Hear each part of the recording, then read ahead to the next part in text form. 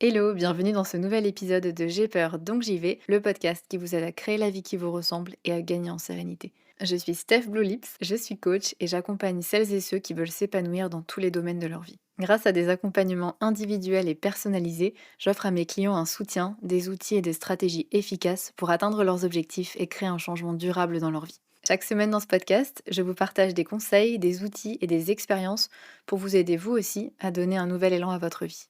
Vous êtes prêts? C'est parti.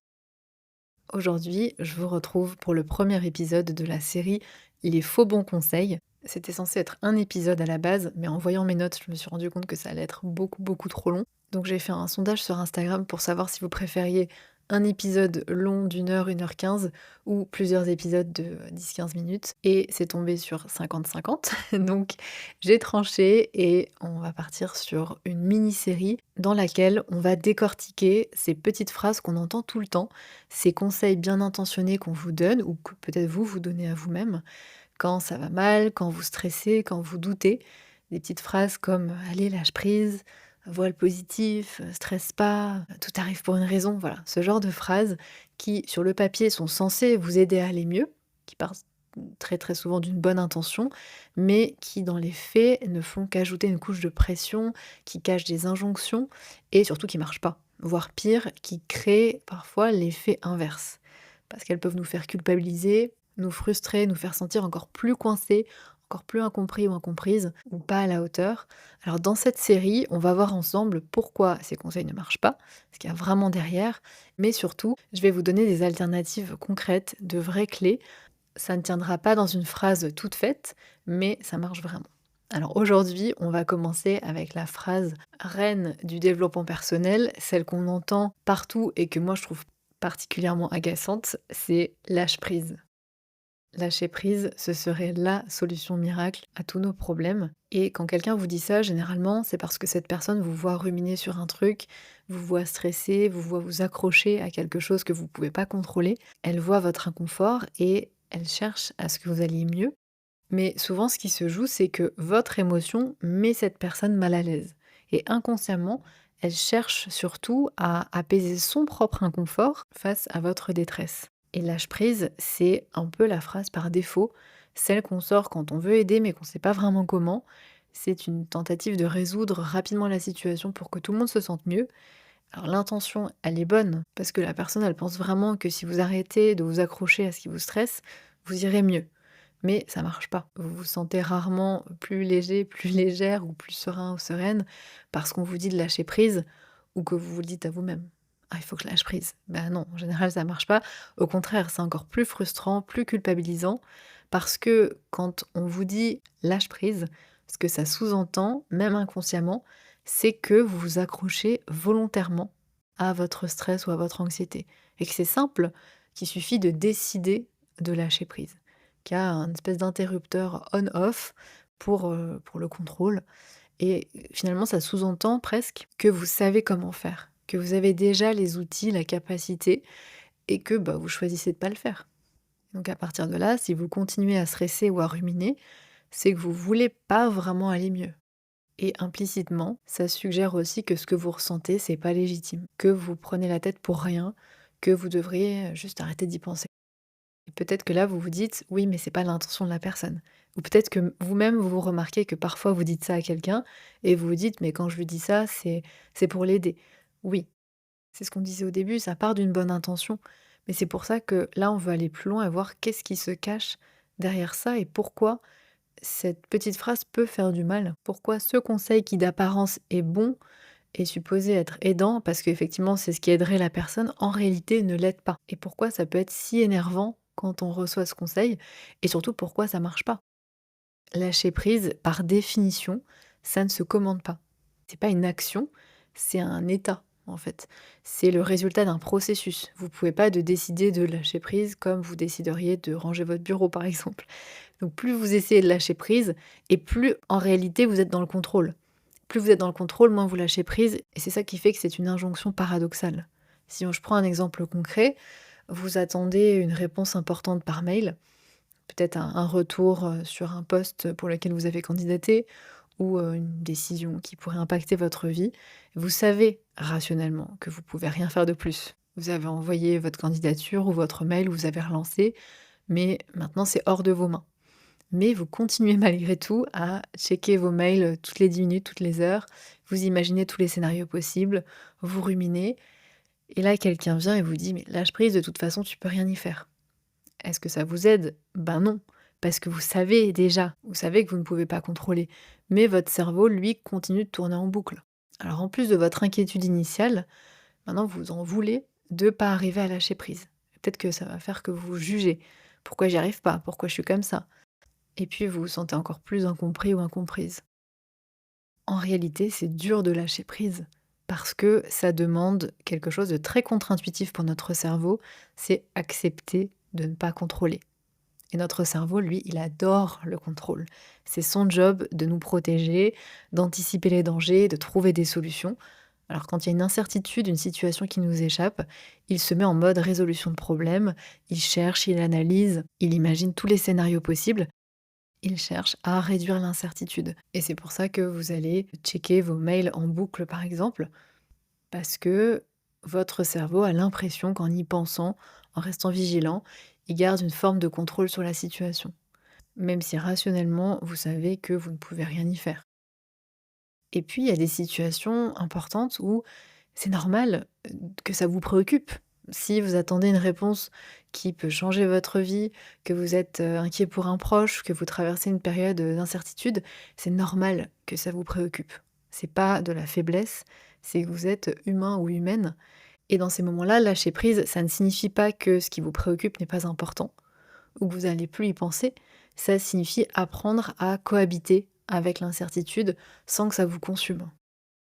Mais alors, comment on fait ça? Quelles sont les alternatives à simplement cette injonction de lâche prise? Déjà, la première chose, si vous-même, vous voyez quelqu'un coincé dans ses ruminations, au lieu de lui dire lâche prise, essayez déjà de valider ce que la personne ressent. Vous pouvez lui dire: «Je vois que tu es vraiment préoccupé par ça, c'est normal. C'est pas évident ce que tu traverses», ou «C'est légitime de ressentir du stress dans cette situation». Juste ça, ça peut faire du bien parce que parfois la personne, elle a juste besoin d'être entendue, pas d'être «réparée» entre guillemets. Et l'idée, c'est de valider l'émotion avant de vouloir la «régler» entre guillemets. Et ensuite, poser des questions ouvertes au lieu de donner des solutions. Et ça c'est un truc que j'entends souvent de la part de clientes, et c'est ce que moi aussi j'ai vécu au début de ma relation, où quand je partageais un truc qui allait pas avec mon partenaire, il allait tout de suite me proposer tout de suite des solutions pour m'aider bien sûr, mais ça m'énervait plus qu'autre chose parce que ce dont j'avais besoin, c'était surtout à ce moment-là d'être écoutée et de pouvoir lâcher un petit peu tout ce que j'avais sur le cœur. Et c'est un truc que certaines de mes clientes me disent aussi dans leur relation avec leur partenaire, qui vont tout de suite passer à du pratico-pratique alors qu'elles en sont pas là. Et donc là, c'est un peu la même chose. C'est essayer déjà d'écouter, de poser des questions ouvertes au lieu de tout de suite vouloir donner des solutions.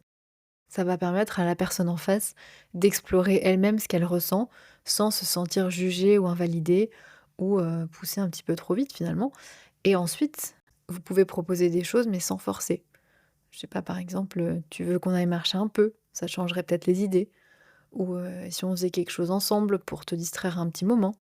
Alors attention, l'idée de se distraire, c'est pas pour se distraire, quand ça va mal forcément, c'est quand effectivement on est en train de ruminer sur quelque chose sur lequel on n'a pas le contrôle et où du coup ça ne sert à rien. Mais il y a plein de situations où se distraire, ce n'est pas du tout la bonne solution. En tout cas, l'idée ici, c'est d'offrir une espèce de porte de sortie temporaire, sans nier ce que la personne traverse. Et surtout là, ce qui est important, si vous êtes encore une fois à la place de, la personne qui a envie de dire à l'autre de lâcher prise, c'est accepter qu'elle ne soit pas prête à aller mieux tout de suite. Et votre rôle à vous, c'est pas de réparer encore une fois la personne ou de la sortir de son mal-être à tout prix, c'est déjà d'être présent. Et si même être présent, c'est trop pour vous, c'est OK, en fait, c'est aussi à vous de reconnaître vos limites et vous protéger. Ensuite, maintenant, si c'est vous qui avez besoin de lâcher prise, commencez aussi par nommer et valider ce que vous ressentez. Au lieu d'essayer de faire disparaître votre inquiétude, commencez par la reconnaître, par la nommer. Si je reprends cet exemple, que vous attendez une réponse importante et que vous checkez vos mails en boucle, au lieu de vous dire arrête de stresser, c'est ridicule, essayez de vous dire je suis inquiet ou je suis inquiète parce que cette réponse, elle compte vraiment pour moi et c'est normal que j'y pense beaucoup. je suis dans le flou, ça me fait peur, j'ai besoin de clarté et là j'en ai pas encore et c'est difficile pour moi. Et là, on n'est pas en train de dire: «Vas-y ma poule, continue de stresser et de ruminer pour rien». On est en train déjà de valider le fait que si on se sent comme ça, c'est normal et c'est pas grave. Idem, si vous ruminez sur une conversation qui a eu lieu dans la journée ou la veille et qui s'est mal passée, au lieu de vous dire: «Lâche prise, c'est fini maintenant», essayez de vous dire: «Bah, voilà, je rejoue cette scène parce que j'ai peur d'avoir blessé la personne ou j'ai peur d'avoir été mal compris par la personne en face de moi et mon cerveau, là, il cherche à réparer. C'est inconfortable, mais ça ne veut pas dire que je suis faible». Ensuite, on a parlé de ce qui est sous notre contrôle, ce qui est pas sous notre contrôle. Ça, c'est le point suivant, c'est identifier clairement ce qui est dans votre zone de contrôle et ce qui l'est pas. Parce que parfois, notre cerveau essaye de résoudre un problème, mais soit le problème ne peut pas être résolu de suite, ou soit pire, il dépend pas de nous. Si vous attendez cette fameuse réponse par mail, vous pouvez pas contrôler le délai de réponse, vous pouvez pas contrôler la décision de l'autre personne en face, ce qu'elle pense de vous, etc. Par contre, ce que vous pouvez contrôler, c'est ne pas vérifier vos mails toutes les 5 minutes. C'est prévoir quelque chose qui vous occupe l'esprit. Un rendez-vous, une activité qui vous plaît, par exemple. C'est préparer un plan B au cas où la réponse ne serait pas celle que vous attendez. Ça, c'est des choses sur lesquelles vous pouvez avoir du contrôle. Donc l'idée ici, c'est pas de nier votre inquiétude, c'est de réorienter votre énergie là où elle peut être utile. Parce que tant que vous restez focalisé sur ce que vous pouvez pas contrôler, vous allez tourner en rond et surtout parfois laisser de côté des choses sur lesquelles vous pouvez agir. Quatrième point maintenant, c'est d'accueillir l'inconfort au lieu de le combattre. Alors je sais que ça va pas vous plaire, mais c'est très important. Parce que le lâcher prise, c'est pas forcément faire disparaître l'anxiété. C'est pas être zen et détendu en toutes circonstances. Il y a des gens qui le sont plus que d'autres et franchement, je les envie. Mais pour le commun des mortels, voilà, on réagit pas comme ça et c'est OK. Et donc, lâcher prise, c'est accepter que certaines choses échappent à notre contrôle, comme on disait avant, sans que ça nous consume.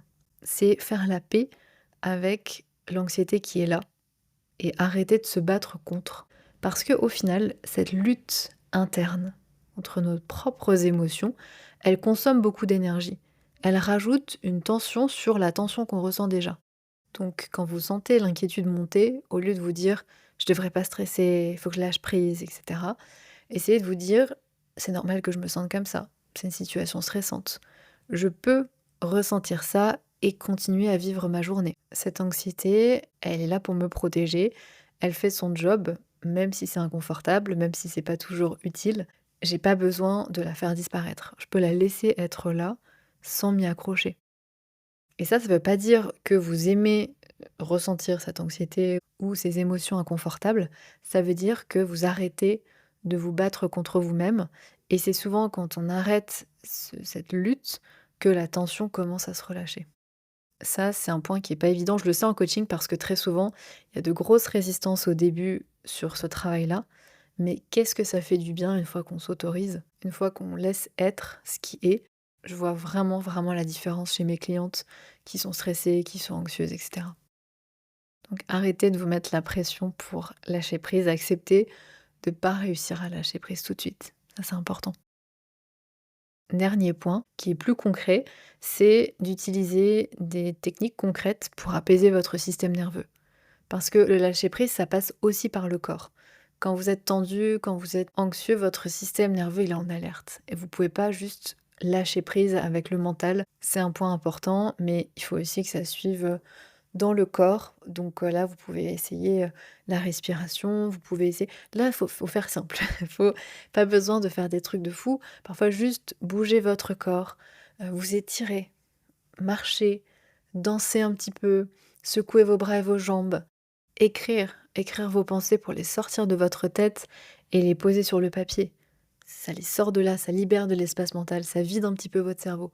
Voilà, des choses comme ça qui font qu'on peut vraiment relâcher. Mais ce n'est pas magique, le lâcher prise, ça ne se force pas, ça se cultive petit à petit avec de la douceur envers soi-même.